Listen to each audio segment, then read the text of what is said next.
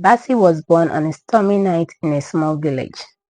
The moment he took his first breath, the midwife gasped and shielded her eyes. "I can't see," she cried out, stumbling backward. The nurses and doctors attending his bed were struck by a mysterious blindness as soon as they looked at his face. The parent and paternal bloodline relatives were the only ones spared from this calamity. His parents, Mr. and Mrs. Okon, were heartbroken but determined to protect their son. A village elder came to their home a week later, murmuring in hushed tones about a curse. "The child was born possessed," the elder explained. "Anyone but the parents nor paternal relatives who looks directly at his face will lose their sight." From that day on, Bassey wore a specially crafted mask to shield others from his curse. The mask was simple yet sturdy, covering his entire face and leaving only his eyes and mouth visible through small slits. Though it protected others, it also marked him unique. When Bassey turned 5, he asked his mother, "Why can't I take off the mask?" Her heart ached as she replied, "It is to keep everyone safe, my son.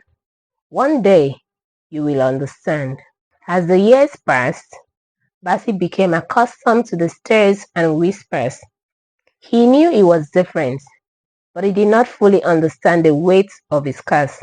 When he started high school, he hoped to blend in, but the marks made him stand out even more. Despite his quiet nature, Bassey became the target of bullies who didn't understand him. He had no friends, no one to talk to except his parents. Every day, he wished for a normal life, but his reality was far from it. Still, his parents' love gave him strength, and he vowed to carry the burden of his curse as best as he could. Little did he know his life was about to change in ways he could never imagine. High school was a challenge for Bassey. Most of his classmates avoided him, and some openly mocked him.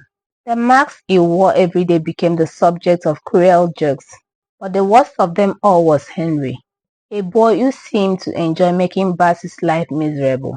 "Hey, Max boy," Henry would sneer in the hallways. "What are you hiding under there? Are you some kind of monster?" Bassey tried to ignore him, but the taunts cut deep. He wanted so badly to be normal, to make friends, but the fear of hurting others kept him isolated. His only solace was in his books and the quiet moments he spent in the school library. One day during lunch, Henry and his friends cornered Bassey near the cafeteria. "Why don't you just take off the mask?" Henry demanded, his voice dripping with mockery. "What is the worst that could happen?" Bassey's hands tightened into fists, but he said nothing. He knew the truth. If he removed the mask, the consequences would be catastrophic. But how could he explain to the people who did not believe in curses? That evening, Bassey sat in his room, staring at the marks in the mirror. "Why me?" he whispered. The weight of his loneliness felt unbearable, yet he resolved to endure. He couldn't risk anyone else suffering because of him. His parents tried to comfort him. "You are stronger than you think, Bassey," his father said. "One day, people will see the real you and understand your heart." Bassey nodded, but doubt lingered in his mind. Could anyone truly look past the marks and see him for who he was? For now, he would keep his head down and hope for the best. Henry's bullying escalated over time. He seemed to enjoy pushing Bassey to his limits, testing how far he could go. One afternoon, during gym class, Henry purposely tripped Bassey, causing him to fall hard onto the ground. The other student laughed, but Bassey stayed silent. He picked himself up and walked away, refusing to give Henry the satisfaction of a reaction. But inside, he felt like a volcano ready to erupt. Henry wasn't satisfied. "What's wrong, Max boy? Too scared to fight back?" he taunted. That night, Bassey's mother noticed his somber mood. "What's wrong, my son?" she asked gently. Bassey hesitated before replying. "Why do people hate me for something I can't control?" His mother's eyes filled with tears. "People fear what they don't understand," she said, "but you must stay strong. Your kindness and courage will shine through one day." Bassey wanted to believe her, but the pain of being an outcast weighed heavily on him. He decided that no matter what, he wouldn't let Henry break him. The next day, Henry upped the ante by knocking Bassey's books out of his hands in the hallway. "Pick them up, Max boy," he jeered. Bassey clenched his fist, but walked away without a word. He knew that retaliating would only make things worse. Instead, he focused on staying calm and keeping the marks firmly in place, despite the growing anger inside him. One day, Henry came up with a plan to humiliate Bassey. He convinced Shola, a new student who wanted to fit in, to help him. "All you have to do is pull off his marks," Henry said with a sly grin. "Let's see what is hiding." Shola hesitated but eventually agreed, hoping it would earn him Henry's approval. The next morning, during recess, Shola approached Bassey. "Hey, can I talk to you?" he asked, pretending to be friendly. Bassey nodded cautiously. He did not trust Shola, but decided to give him a chance. As they were talking, Shola suddenly reached out and yanked the marks off Bassey's face. A blinding light filled the area, and Shola screamed, clutching his eyes. "I can't see," he cried, stumbling to the ground. The other students gasped, and some ran away in fear. The light seemed to sear into everyone's memory, a lasting imprint of Bassey's curse. Bassey quickly put the marks back and turned to Shola. "I warned you," he said, his voice shaking with anger and sorrow. "I told everyone the marks was for your protection." The incident left the entire school in shock. Shola was rushed to the hospital, but the doctors confirmed that his blindness was permanent. Henry, realizing the gravity of what had happened, began to feel a pang of guilt. The laughter and jeers he had encouraged now felt like daggers to his conscience. Word spread quickly, and the school's atmosphere shifted. The once mocking whispers about Max boy turned into fearful murmurs, and even the bravest students avoided crossing Bassey's path. But for Bassey, the weight of his curse only grew heavier. News of the incident spread quickly. Many students avoided Bassey even more than before, while others whispered about the cursed boy. Henry, however, couldn't shake the guilt of what he had done. One afternoon, he approached Bassey near the school's entrance. I'm sorry," he said, his voice trembling. "I didn't mean for things to go this far." Bassey stared at him for a long moment, unsure of what to say. Finally, he replied, "Sorry doesn't fix what happened to Shola, but if you truly mean it, prove it by being better." Henry nodded, tears welling up in his eyes. From that day on, he tried to make amends. He defended Bassey when others mocked him and encouraged his classmates to see beyond the marks. Though their friendship was slow to develop, it marked the beginning of a change in Henry. Meanwhile, Bassey struggled with the guilt of what had happened to Shola. He knew it wasn't his fault, but the weight of his curse felt heavier than ever. The parents reminded him that he couldn't control what others chose to do, and he began to find solace in their words. Despite Henry's attempt to make amends, Bassey's isolation deepened. He started to spend more time in the library, immersing himself in books about curses and legends, hoping to find answers. He wondered if there was a way to lift the curse, or at least understand why he had been burdened with it. Shola struggled to adjust to his new reality. Losing his sight was a devastating blow, but he refused to let it define him. With the help of his family and teachers, he learned to navigate the school with a cane and even began to excel in his studies. One day, he asked to speak with Bassey. "I don't blame you for what happened," Shola said. "It was my own fault for not listening." But I've learned something important. There's more to people than what we see. Bassey was moved by Shola's words.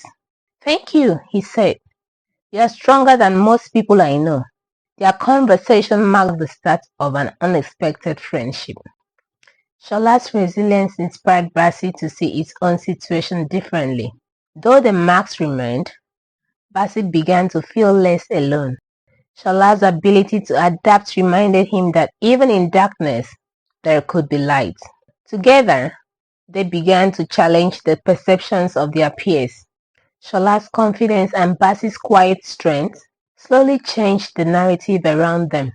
The school started to see them not as victims of circumstance, but as individuals with unique stories and worth. For Bassey, it was a small but significant step towards accepting himself and finding a sense of belonging. Bassey stared at Henry for a long moment, unsure of how to respond.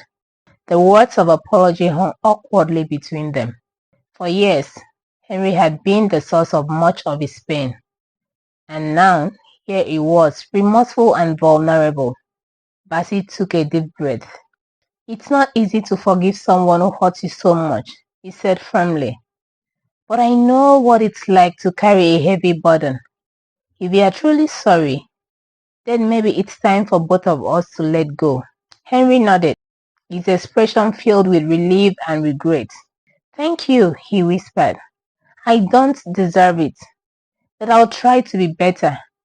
For the first time, the two boys sat together in silence, not as enemies, but as individuals trying to understand each other. As the days passed, Henry kept his word. He defended Bassey when others whispered and even helped to stop others from spreading rumors. Though their friendship was tentative, it marked a significant change in both their lives. Meanwhile, Bassey struggled with his own feelings. Forgiving Henry had taken a lot out of him, but it also felt free from the bondage of unforgiveness. He began to focus more on his studies and less on the fear of judgment. Slowly, he realized that not everyone at school saw him as an outcast anymore. A few students even approached him to apologize for the way they had treated him in the past. One day, during a quiet lunch break, Henry sat beside Bassey under the big oak tree in the schoolyard. You know, Henry began, I've learned a lot from you, more than I ever thought I would. Bassey glanced at him, surprised. From me? What could I have taught you? Henry smiled sheepishly. How to be brave and how to keep going. Even when the world feels against you, I want to thank you for that. The two boys shared a moment of quiet understanding. Though the scars of the past would never fully disappear, they both felt lighter, knowing they were no longer enemies, but allies in navigating life's challenges. Shola had struggled to adapt to his new life as a blind student. Everything felt harder, from navigating the school hallways to keeping up with his studies. But with support from teachers, his parents, and even some classmates, he slowly began to regain his confidence. One afternoon, Shola and Bassey crossed paths near the library. Shola tapped his cane on the ground to find his way. Bassey, is that you? He asked, recognizing the sound of his footsteps. Yes, Bassey replied hesitantly. I've been thinking a lot, Shola began. Losing my sight has made me realize how much I took for granted. But it's also shown me that there is more to people than what we see. I used to judge you because of your marks, but now I know that what's inside matters most. Bassey felt a lump form in his throat. Thank you, Shola, he said. You've taught me something too, that even after terrible things happen, people can grow stronger. The two shared a moment of mutual understanding, and from that day forward, a unique friendship began to blossom. Shola became one of Bassey's staunch supporters. He often spoke up for him in class discussions and encouraged others to look beyond appearances. Shola also discovered hidden strengths within himself. Though he could no longer see, his other senses became sharper. He learned to navigate the school with surprising ease, and his academic performance improved as he focused on his studies with renewed determination. One day, during a group project, Shola said, "You know, Bassey, people are finally starting to see who you really are." Bassey smiled behind his mask. "Maybe they're also starting to see who you are, Shola. You are stronger than anyone I know." Their friendship became an inspiration to others, showing that even the darkest moments could lead to growth and understanding. One day, after much thought, Bassey decided to ask his parents about the curse that had followed him since birth.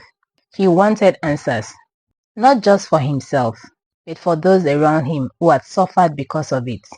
Sitting at the dining table, he asked, "Why was I born like this?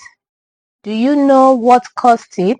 His parents exchanged nervous glances. Finally, his father spoke. "Before you were born, your grandmother sought protection for her family through an ancient ritual. She didn't fully understand the consequences, but it seemed the ritual backfired, placing a curse on her bloodline." Bassey was stunned. "Is there a way to break it?" His mother placed a hand on his shoulder.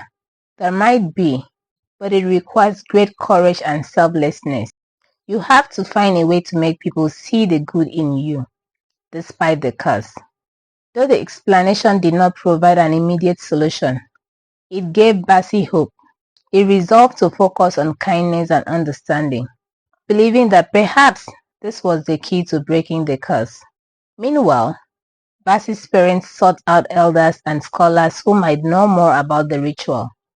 They discovered an old text that spoke of a chosen one, whose true worth could break the curse, but only through acts of compassion and unity. Bassey took this to heart. He began volunteering at school events and helping classmates with their studies. Slowly, the perception of him shifted. People no longer saw him as a boy with a mask, but as someone who cared deeply for others. Months passed, and life at school gradually changed. Bassey was no longer treated as an outcast. Many students, inspired by Shola and Henry, began to see beyond his marks. Though some still whispered, most showed him respect and kindness. One sunny morning, the school held an assembly to celebrate acts of courage and compassion. To Bassey's surprise, the principal called him to the stage. "Bassey has shown us that true strength comes from within," she said. "His journey reminds us not to judge others by appearances." As the students clapped, Bassey felt a sense of pride he had never known. He realized that the curse, though a heavy burden, had also taught him and those around him valuable lessons about acceptance and forgiveness. After the assembly, Bassey approached Shola and Henry. "Thank you," he said simply. The three stood together, a symbol of how understanding and growth could transform even the most challenging situations. Later that day, Bassey received a letter from an anonymous student. It read, "Your courage has inspired me. Thank you for showing us that everyone deserves to be seen for who they truly are." Bassey smiled, feeling a warmth he hadn't felt in years. Though the marks remained, it no longer felt like a prison. Instead, it was a reminder of how far he had come and how much he had grown. From that day on, Bassey embraced his life with new confidence, spreading kindness wherever he went, and proving that true beauty lay within. What moral lessons have you derived from this story? 1. Do not judge by appearances. People are more than what they seem on the outside. 2. Kindness is powerful. Treating others with respect can change lives. 3. Actions have consequences. Bullying and bad behavior can hurt others and yourself. 4. Forgiveness heals. Letting go of anger brings peace and strengthens relationships. 5. Courage inspires change. Standing up for yourself and others can transform the world around you. Thank you so much for watching. Please like, subscribe and share. And let me know what lessons you have gained. Bye!